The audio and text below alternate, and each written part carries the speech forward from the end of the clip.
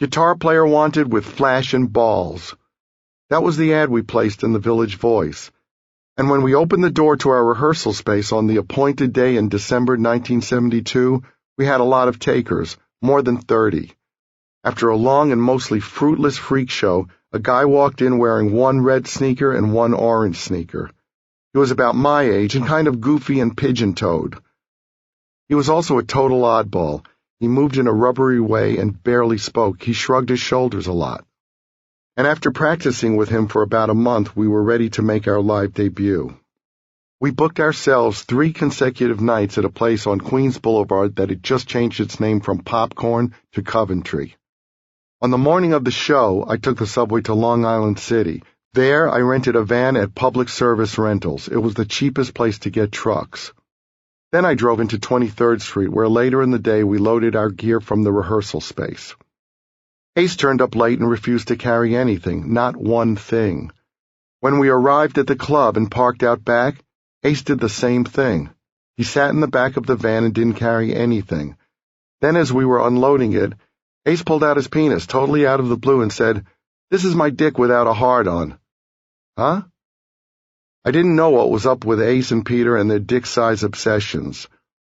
Though as time went on, I began to suspect that this was the way they defined themselves and what was important to them. We played the next 2 nights at Coventry, and each night the crowd was sparse. After each show, we drove back to 23rd Street to stow the gear. Ace sat on his ass and boozed. We were still getting used to his personality. The shows confirmed that he was one of the laziest people, the laziest person I had ever met. I almost felt as if the other guys had jeopardized the band. They acted small time. Ace had babbled into the mic during one of the shows. Peter had said, "I want to thank my friends from Canarsie for coming out tonight." That did not sound big league. You want to be small time? Give a shout out to Tony and Guido. You want to be huge? Make the right impression no matter how many people are there.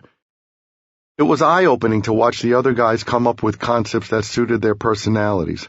Ace's design was ethereal, spacey. He often joked about coming from a planet called Jendel. He constantly threw out off-the-wall sayings like, "One by one I kills 'em," and spoke in made-up languages and gibberish. Sometimes he would shiver and ask, "What was that? Did we just have an earthquake?" And we'd say, "That was you. You just had a tremor." We booked 2 more shows, this time out in Amityville, Long Island, at a bar called The Daisy. It was basically a storefront and couldn't have held even 100 people. I rented a vehicle at Public Service Rentals again, this time a decommissioned milk truck. We loaded in our gear, and by we, I mean Gene, Peter, and me, as Ace, as usual, refused to help and drove about 20 miles outside of the city. Gene and I knew we would be depended on to bring in the songs for Kiss because Peter and Ace never showed much ambition in that department. I didn't begrudge them their limitations, but when Ace showed up with the framework of a song, I was thrilled. After all, we wanted to be like the Beatles, 4 identifiable characters. It made the band, any band, more interesting. Toward that end, we had Peter sing my song Black Diamond. We wanted Ace to sing Cold Gin, too, but he refused. Before and after the shows, Ace continued to say, "I don't want to carry shit." I had to weigh things in terms of what was important. I had to prioritize. Was it more important to get some guy off his ass to carry amplifiers, carry shit or leave, than to keep moving forward with the band? No. When I carried the gear, I wasn't doing it to be kind or to help him out. I was doing the right thing for me. I wasn't being charitable to his lazy ass. I put up with crap from him because I stood to gain more by accepting some of his behavior than I would lose by telling him to take a hike. In May, we played our first show in New York City proper on the 8th floor of a factory building on Bleecker Street. The loft served as the rehearsal space for a new band called the Brats, whose founder, Rick Rivets, had originally been in the New York Dolls. Ace had jotted down a logo for the flyer for our Bleecker Street loft shows. I took his sketch and used it as the basis for a series of Kiss logos I designed, ultimately arriving at the one that has adorned all things Kiss for the past 40 years. The SS in the logo actually consists of one S that is thicker than the other, with different proportions, and they aren't exactly parallel because I just eyeballed it. Ace's concept was closer to the Nazi SS. I certainly suspected that was his inspiration, and the fact that a few years later he bought Nazi memorabilia on our first European tour confirmed this in my mind. As a Jew, I was sensitive about the SS, and Gene's family had survived the Holocaust. My father never liked our logo because he thought my version was still too close to the Nazi lightning bolts, but for me, it didn't hit home until years later when I learned our logo was banned in Germany because Nazi imagery was illegal there. When I drafted the logo, I certainly never intended to court controversy at the expense of victims of history. I didn't want that on my conscience. Part of the perception problem was due to simple subjective differences in how people saw things. If Bruce Springsteen slid on his knees, critics called it showmanship. If I did, they considered it some sort of scam, a circus trick. One guy was a showman and the other was a charlatan. But sometimes it had a darker side that corresponded to things we overheard, things about how we were money-hungry Jews or kikes, as if our entrepreneurial ability weren't a positive trait, but rather a trait of deceit or manipulation, because that wasn't rock and roll, that was what Jews did. The same sentiments infected the inner workings of the band, too. I think in Peter's case it had to do with his upbringing and the fact that he wasn't very bright. Ace owned a lot of Nazi memorabilia. Now, I'm sure there are people who collect that stuff who aren't Nazis or anti-Semites, but Ace was not one of them. Barely below the surface of the band's interactions was a simmering and ongoing resentment and anger directed at me and Gene. We ran the band and wrote almost all the songs and generated the ideas, not because KISS was a dictatorship, but because the other guys' contributions just didn't amount to much. Their jealousy and envy and resentment got focused on the most tangible thing they could pin it on, the fact that Gene and I both happened to be Jewish. It wasn't that different from the core of society's anti-Semitism. Take Jewish immigrants out of their native soil and put them in a new country, and the next generation becomes doctors. That's hard for certain people to take, and so it was inside the band. Ace, and particularly Peter, felt powerless and impotent when faced with the tireless focus, drive, and ambition of me and Gene. As a result, the two of them tried to sabotage the band, which, as they saw it, was unfairly manipulated by those money-grubbing Jews. Casablanca put us up in the Chateau Marmont and rented 2 Chevys for us to drive around town. We would pile into the cars and go to Denny's or McDonald's. I roomed with Ace in a 2-story bungalow off in a private section of the grounds. Gene roomed with Peter. Each bungalow had 2 levels and several bedrooms and bathrooms. The first day, Ace went out for a walk and I decided to take a shower. While I was in there, the bathroom started to smell horrible. I pulled open the curtain to see what it could be, and there was Ace sitting on the toilet taking a dump. He looked up. "What are you doing in here?" I yelled. There were other bathrooms in the place, after all. He just shrugged. Ace was odd. Drinking more heavily or doing drugs didn't appeal to me. I never wanted to lose control. Ace was an alcoholic, but in the beginning he stayed sober until after the show, at which point it was normal for him to drink until he was unable to stand. One night I found him crawling down the hall of a motel on all fours, talking to himself. "What are you doing, man?" I asked him. "I've got my little people with me," he said, gesturing around himself. As I tried to get past him, he said, "Oh, you just stepped on one." In some ways it was pathetic, but in other ways I have to say it was funny. Only later did it become ugly. Once he mixed in Valium and cocaine, it wasn't as funny anymore. At one point, Ace got the nickname the Chef. One night while we were sitting in front of our mirrors putting on our makeup, Peter walked up behind Ace and put his dick on his shoulder. Ace very nonchalantly turned to the side and gave it a kiss. So he became the chef, because he had to taste everything. We also called Ace Scraps back then because he often reached across the table and took stuff off our plates. "Are you eating that?" he'd ask, and then grab. If someone had shrimp, Ace would eat the tails you left on the plate. Sometimes in motels, he would rummage through discarded room service trays as we walked down the hallways. Ace was increasingly self-destructive in a way that chipped away at his talent. One night he repeatedly drove his rental car down a steep winding road to see how fast he could go and still make the turn at the bottom. The ultimate outcome of the experiment would have been obvious to anyone but an inebriated Ace. And sure enough, he finally lost control of the car and wrapped it around a pole. We weren't yet to the point where we had to desperately try to get a solo out of him before he passed out in the studio, although that would soon come, but he certainly wasn't fully realizing his potential and giving his all. We made it out as if we lived like the Help-era Beatles and all made music together as equals, but that was never the case. And who should know that better than the people who were actually there and not contributing? Peter and Ace's contributions were never as substantial as we made them out to be in the press. The fact of the matter was that two guys, Gene and me, were the engineers and motivators and did 80% of the work. Unfortunately, when we decided to create the help illusion, we never considered the possibility that Peter and Ace would start to actually believe it and that their belief would bite us in the ass. But sure enough, their delusion started to create resentment and eventually fatal fissures in the band.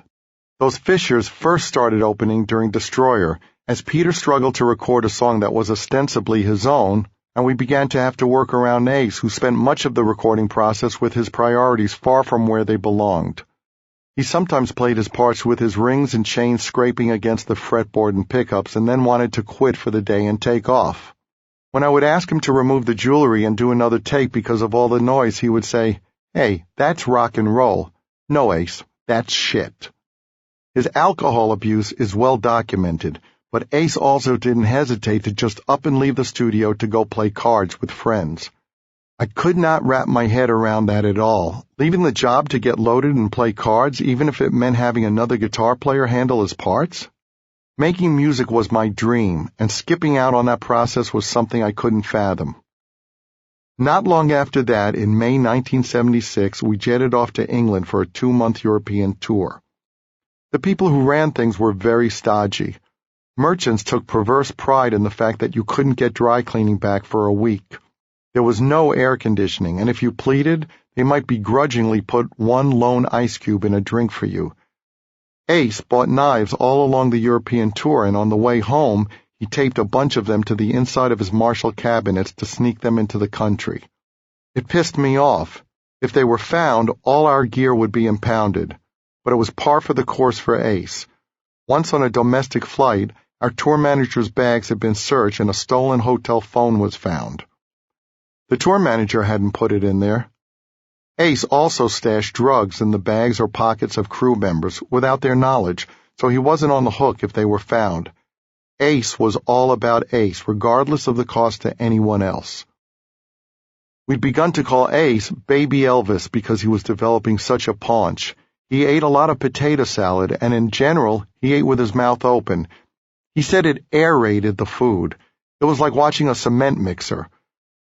During our break in the fall of 1976, we went back into the studio to record Rock and Roll Over, which was released in November. Ace was a shadow of his former self. He had the talent to be as good as he thought he was. The potential was there for him to have been one of the all-time greats, but the booze and Valium and Coke and whatever else now left him incapacitated almost all the time. We prayed we'd be able to get a solo out of him before he passed out. He wasn't funny anymore, in any way. When he tried to tell jokes, he had to stop and slur, "How's it go again?" The situation sometimes made me angry. I had busted my ass for the band, and I felt that these two guys were playing fast and loose with my future based on their irrational whims and inner conflicts. And yet, because the deterioration took place in stages, I found I accepted things I never would have initially. If you try to bend a tree down to the ground, it breaks. If you bend it incrementally, little by little, you can get it parallel to the ground without snapping it. It just took time. In Circus Magazine, we won a head-to-head poll versus Zeppelin. Now, I had a high regard for what we were doing, but I wasn't crazy. I didn't see us in the same league as Zeppelin. The same publications also ran votes on readers' favorite players, and Ace and Peter both came out on top of some best guitarist and best drummer polls, fueling the increasing gap between their self-image and their actual abilities. If only circus readers realized they were barely sentient beings most of the time who didn't care and were often either too fucked up or too inept to play their parts on recordings without great effort or a nameless ringer filling in for them. The press reinforced what they wanted to think, that they were world-class musicians. Of course, Ace could really have been one, but he was killing his talent and his body and brain with booze and drugs. And Peter, from Destroyer on, what the band wanted to do, push the limits of his abilities or simply outstrip them. The tour itself, however, went gangbusters. We had to add dates in a lot of markets and recorded another live album, Alive 2, along the way. It seemed like a good idea. We'd done 3 studio albums and a live album, and then another 3 studio albums. Why not another live album? The new live album took up just 3 sides of a double album, not 4. What were we going to do? We decided to add a side of studio tracks. Ace didn't play on any of the studio tracks except the one he wrote, Rocket Ride. Instead, we had to use Bob Kulick, who had auditioned for the band during the Cattle Call back in 1972 and with whom I'd remained friends. One of Bill's follies was the movie Kiss Meets the Phantom of the Park. In one scene, we levitated a box using wires. We assumed the wires would be rendered invisible by special effects people. Not so. Meanwhile, the 4 of us weren't speaking unless we were delivering lines. Peter and Ace frequently left during filming. In one scene, we had to use Ace's stunt double, who happened to be black, after Ace left without notice. It was clear as day in the final version that it wasn't Ace. Around the time of that concert at Magic Mountain, Ace had first announced he wanted to leave the band. We held a band meeting on the lot where we were shooting the movie. In response, Bill and Neil had almost immediately hit on an idea to hold us together. "You don't have to leave the band," Bill said. "We'll do solo albums." That turned out to be our next folly. The atmosphere in the band was much better without Peter's constant negativity to contend with. It was eye-opening what a difference it made. We had alleviated such a huge problem and so much uncertainty, strife, and hostility. It was as if the sun had suddenly come out, and that was only Peter. Ace was still in a downward spiral, but at least now we had half as much turmoil. Ace had lost an ally, but he hadn't lost a buddy. Whatever relationship he'd had with Peter was strictly mercenary. Ace was smart, and he manipulated Peter to help him vote for things he wanted. If he missed Peter at all, it was on that level, not as a friend. Now it was me and Gene and this other guy who didn't have the same seniority or power as a full member. Ace was the odd man out as far as the decision-making process. I knew it bothered him, but it wasn't an immediate issue while we were on tour. Gene, Eric, and I moved to Toronto in March 1981 to work on the album. Bob wanted to do it on his home turf. We didn't know at first, but his drug habit was now dictating his choice of location. Ace didn't even travel to Toronto. It's all well and good for him to say in retrospect that he didn't like the musical direction the band was taking, but the fact is that even if we had been doing exactly what he wanted to do musically, he was too wasted to play. He didn't need an excuse to drink. He was a drunk. He was bombed all the time. During this time, Ace announced he wanted to quit the band. I drove up to his house in Westchester and spent the day with him. We went to the mall, drove around, talked. "Don't leave," I told him. "Stay in the band." "I need to go," he said. I found out years later that he didn't remember I had been there.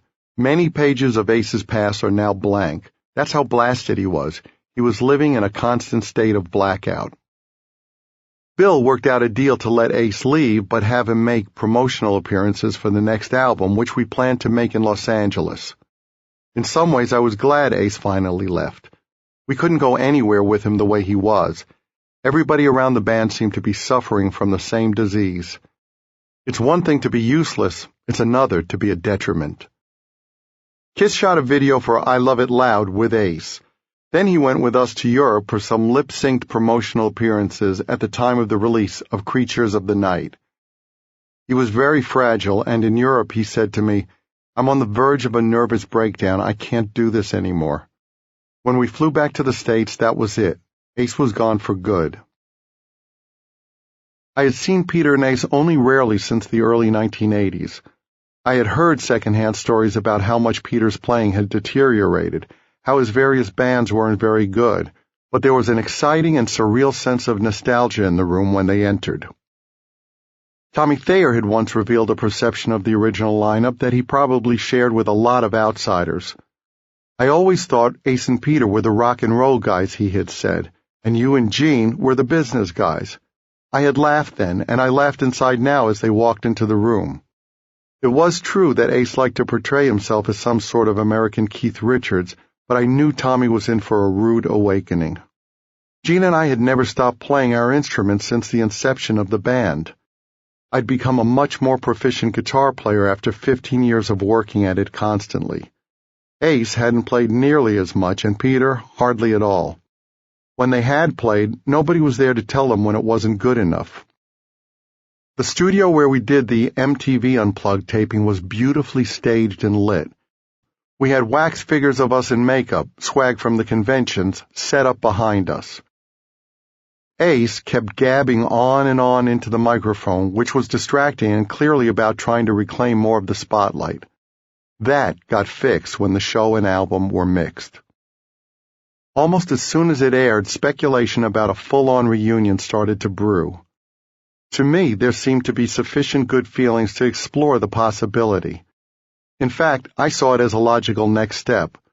Also, given the well-documented car accidents and other brushes with death that Ace and Peter seemed to constantly have, the window for a reunion might shut sooner rather than later, as far as I was concerned. I was shocked to see the full extent of the deterioration in these guys, the disrespect they had for their talents and gifts. I called Tommy again, same drill. Tommy and Ace sat face-to-face in a studio for hours a day, 2 chairs, 2 Marshall lamps, reviewing songs. Now things started to sound better. We obviously weren't going to get to the level of the previous lineup, or any previous lineup, honestly, but there was now a bit of chemistry. Detroit Rock City, back where it all began, Tiger Stadium sold out, June 28, 1996. Gene, Ace, Peter, and me together again. We had arrived 10 days earlier, once again leaving nothing to chance, and had done 7 rehearsals, including 1 full dress rehearsal. Ace was late for all of them. Some nights Ace nodded out while putting his makeup on, just slumped into his chair with a paintbrush practically stuck in his eye.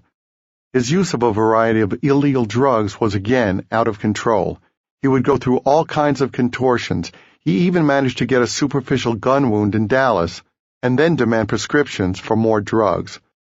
Doc would have to blow the whistle and tell doctors not to give him painkillers. As Doc used to say, Ace has the willpower of a grubworm. It was sad and frustrating. This should have been 4 guys celebrating something miraculous. Instead, it became hard work just to make sure it came off every day, that Peter and Ace got out of their rooms, that we made it to the venue, that we got through a show. While I traveled with 1 rolling suitcase, Ace was now traveling with 17 bags, including one that weighed more than 100 pounds. In it was a projector and cables so he could run an image of his face and Elvis's face morphing into each other on a loop in his hotel room. Ace brought along some interesting girlfriends, too. One liked to wander out into the audience with a clipboard and take notes. Apparently she was checking to make sure Ace was mixed loudly enough. Another one must have shot up on the plane because she left blood all over her seat. She was in such bad shape we sent a doctor into Ace's dressing room to have a look at her. If I were you, the doctor told us, I wouldn't have her traveling with you because she's going to die. Doc handled that situation, and she was never seen on the tour again. Needless to say, Doc was increasingly pissed off at Peter and Ace. You're going to be changed out, he told them. This is a business. I'm not an archaeologist. I'm not here to preserve the past. I'm here to make this thing move forward and grow. If you're a hindrance, you're going to go. It would be a shame for you to miss this opportunity. You have a second lease on life. Why can't you just ride the pony? They hated Doc for saying that, but he was sick of having to drag them through everything and motivate them to do the basic things they needed to do for us to function as a band. As things went south, though, a lot of the fallout actually landed on Tommy Thayer, who had to take over as tour manager of the operation about 6 months into the first year of the reunion tour. Tommy spent 90% of his time and energy dealing with things a person shouldn't have to deal with, making new arrangements when Peter or Ace missed a flight or didn't show up for a car pickup, making sure the hotel staff didn't take the tinfoil off Peter's windows, whatever it was. Ace was chronically late getting out of his hotel room when we needed to get to a venue or to our jet. For a while, Tommy just lied to him about departure times, pushing them an hour forward so there was a chance of Ace's making the actual time. But when Ace realized that, he got bent out of shape. At some stage, Tommy came to me with the realization I had been waiting for. He admitted that the perception he'd had of me and Gene as the tight asses, the business guys, and Ace and Peter as the rock and roll guys couldn't have been more wrong. Being inept, unreliable, and marginally capable didn't make you rock and roll. It made you inept, unreliable, and marginally capable. Ace was now, in Tommy's words, a fucking loser. Ace started getting paranoid. He had rented an apartment off La Cienega Boulevard in L.A. and spent off days there. But he was convinced the place was bugged, that he was being watched. So he pulled all the electrical wires and phone lines out of the place. The owners went crazy. Ace also started studying our tour books, which contained the tour itinerary, site specifications, all sorts of pertinent info. He would bring the tour book to the dressing room and say, "How many people paid last night?" Let's say the answer that night was 18,700. "Bullshit," he would scream. "It says right here 24,100. Ace, I'd try to explain, that's the venue capacity, not the number of tickets sold, and it's not the capacity for a concert. Bullshit. Part of Ace's contract included a stipulation that he not get high, but he carried around a shoulder bag that might as well have been made of gold for the way Ace clung to it. He had pills tucked into the sleeves of his onstage outfit. The problem was, how could we enforce the contract? Stop the tour? Fine him? During the tour, Peter and Ace's representative, George, demanded a meeting with the entire band to go over finances. His intention clearly was to show us and his clients that he was a force to be reckoned with. He came in wearing a blazer and tie in an effort to look businesslike, with Ace and Peter trailing behind him. He set up an easel and started pointing at numbers. His grasp of the business was not much better than Ace's. After months of nonsensical requests and suggestions of poor budgeting, we finally had enough. We took him apart, item by item. He was completely ill-equipped regarding finances or touring, and Ace and Peter were silenced when they saw it. Ace kept grumbling that if he had retained the name Kiss, the band would have been successful without me and Gene. He had another brilliant argument, too. "I'm actually responsible for the whole reunion," Ace said. "Okay. If I had never quit, there wouldn't be a reunion." "Wow." "Everybody should be thanking me," Ace continued.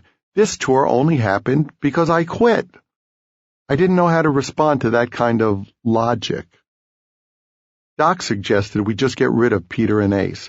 He always believed we could do it without them. He saw no upside to continuing with them. "If you're a good person, there's very little I can do to make you a bad person," Doc said. "But if you're an asshole, there's very little I can do to make you a good person." That was his way of saying there was no way around the dysfunctionality if we continued to work with Ace and Peter. We had another idea. We would make a reunion record. I didn't want to be plagued by thoughts of things I could have done. To produce Psycho Circus, we brought in Bruce Fairburn, who had been involved with some very big records from Bon Jovi, Aerosmith, and Loverboy, among others.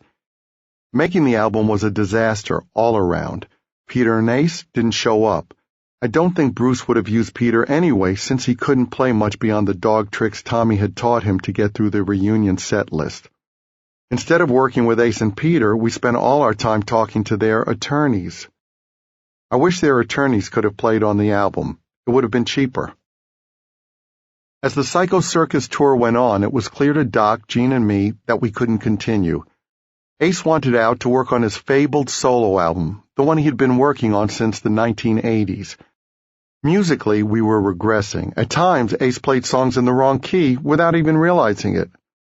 We spent all of our energy trying to coax Peter and Ace out of their hotel rooms. Ace sucker-punched Tommy at one of the shows. Peter had his usual handbook detailing how hotel staff had to treat him and which windows had to be covered with tinfoil and all that. The drama offstage and the hostility and resentment and backstabbing were taking a heavy musical toll. And then there were the drugs. When Ace had an off night and made a lot of mistakes, we would joke that his mixture was off. It would have been great to go out in a blaze of musical glory, Instead, we were dragging our asses. At one point, we put aside a few days to brush up on songs and tighten things up. Ace didn't show up for one of the rehearsals. He said he wasn't feeling well because he had Lyme disease, an illness brought on by the bite of a deer tick. Peter, brainiac that he is, said, "That's bullshit. He was never bitten by a deer." Am I living in an insane asylum? On August 11th, 2000, we had a show in Irvine, California after a week off. Ace had spent the week in New York. We had a rule that if anyone was going to fly cross-country on a commercial flight to get to a gig, he had to get there a day in advance, just to be safe in case there was a storm or a mechanical issue or whatever. We didn't want to have to cancel shows. The day before the Irvine show, Tommy had arranged for a limo to pick Ace up and take him to his flight. He always had the limo show up hours early because it was the same chore to get Ace out of his house as it was to get him out of a hotel. Then all of us sat around waiting for updates on Ace's progress. Ace's pickup was scheduled for noon East Coast time. At 1:30 p.m., Tommy called the limo. "Mr. Frehley needs to get going." Sir, he hasn't come out of the house yet." Another half an hour passed. Tommy and Doc tried to get Ace on the phone, calling his house. No answer. After calling his house 5 more times, they finally got him on the line. "Ace, you have to get in the car. You're going to miss your flight." "There's a problem. I am sick." Millions of excuses. They kept rescheduling Ace on later and later flights. The limo went back each time. It got to be 7 and then 8 p.m. "Passenger has not left his house, sir," reported the limo driver each time. Tommy managed to get Ace on the phone again. "There's one more flight out tonight, last one." "Okay," said Ace, "I promise." But again, at the appointed hour, nothing happened. "Passenger's still not out of his house, sir. Flight missed." The next day was the show. Ace started the day on the other side of the country. By some minor miracle, however, he made it to the airport in the morning, was met by the on-site rep, and was escorted onto his plane. Traffic from LAX airport to the venue was going to present a serious problem, so we arranged for a helicopter to sit at Terminal 4 where Ace was arriving and shuttle him to the venue by air. That way he could probably make it in time for the concert. Then we got a call. "Well, there's good news and bad news." "Okay." "The good news is that Ace really is on the plane. The bad news is that the plane has a mechanical problem and is delayed." At that point, Doc told Tommy to drop what he was doing and get to the venue. He was going to have to play the show. We traveled with a spaceman outfit custom fitted to Tommy as an insurance policy. A brand new outfit, boots and all, tailored to Tommy, always came along in one of the wardrobe crates. We knew Tommy could do it, but he had never actually done it. "You guys are like superheroes," said Doc. "So Tommy Thayer is playing Batman today? It's still Batman." Tommy got made up and dressed. And meanwhile, we were getting updates on Ace's location as the start time of the show approached. He's landed. Passenger is in helicopter. 50 miles away.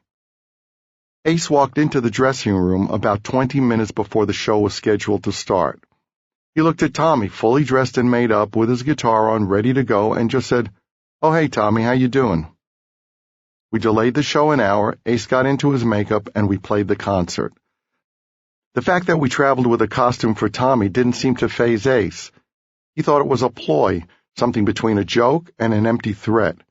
But we were 100% ready to go on with Tommy. We didn't have him suit up to teach Ace a lesson. We did it because we had a concert to play. The same reckless behavior that had led to a decades-long downward spiral was threatening to sink the ship. Here was a life preserver. Still, Ace continued to think and act like he was irreplaceable. He continued to show total disregard for everyone else, continued to act as if we were blessed to have him. He congratulated himself on making it to the show.